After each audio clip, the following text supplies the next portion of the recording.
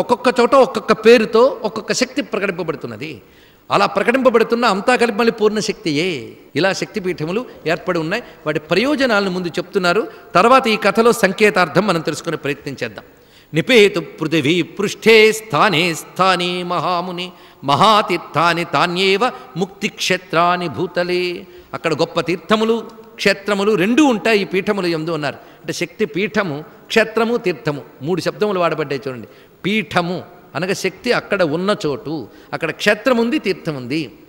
కొన్ని చోట్ల క్షేత్రమే ఉంటుంది, కొన్ని చోట్ల తీర్థముతో ఉంటుంది.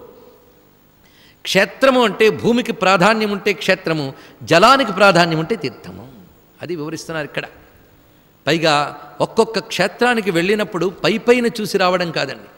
అక్కడ వాడేదో స్థల క్షేత్ర విశేషం అమ్ముతారు, అది కొనుక్కుని దాన్ని బట్టి ఒక టూరిస్ట్ బస్సు మాట్లాడుకుని వెళ్తే లాభం లేదు. ఆ క్షేత్రంలో ఉండి తద్దేవతను ఉపాసన చేయాలి.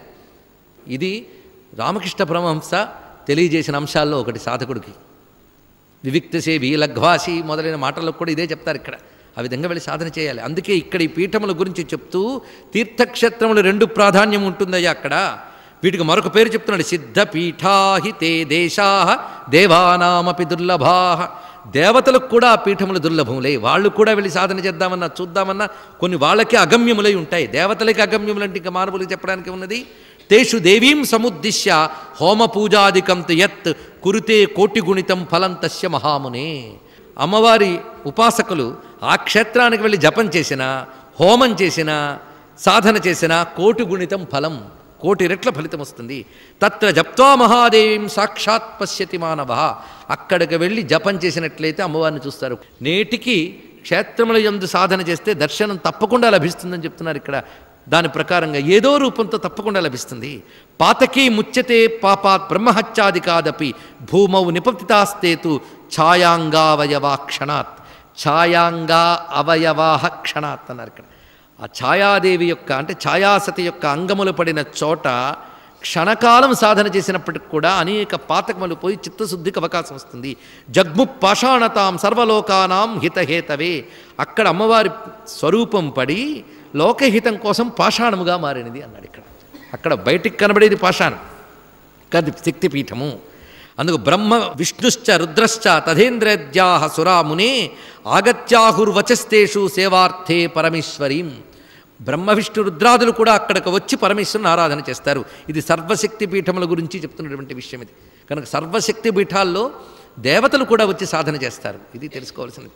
అందుకే ఏ మార్గముల్లో సాధనలు ఉన్నాయో అంటే వామాచార, దక్షిణాచార, ఇంకా ఉత్తర ఇత్యాది మార్గములు కూడా ఉన్నాయట. ఈ వివిధములైన మార్గముల ద్వారా అమ్మవారిని ఉపాసన చేసేవారికి వివిధ క్షేత్రములు సహకరిస్తుంటాయి.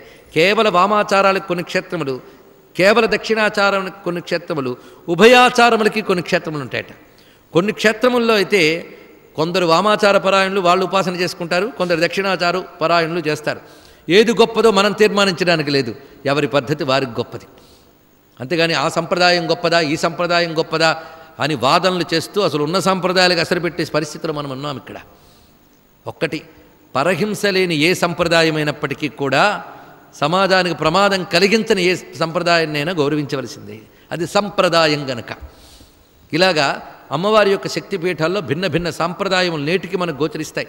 ఏ పీఠములు ఏ సంప్రదాయములకు అన్వయిస్తాయి, ఏ పీఠములని మన శరీరంలో ఎక్కడెక్కడ దర్శించాలి, ఇవి చూస్తూ ఉంటే అప్పుడు శక్తిపీఠ రహస్యాల్లోకి వెళతాం. ఇప్పుడు కథలో ఉన్నాం మనం. ఇంకా ఈ కథల యొక్క రహస్యాల్లోకి వెళ్ళేటప్పటికీ ఆశ్చర్యకరమైన అంశాలు కనిపిస్తాయి.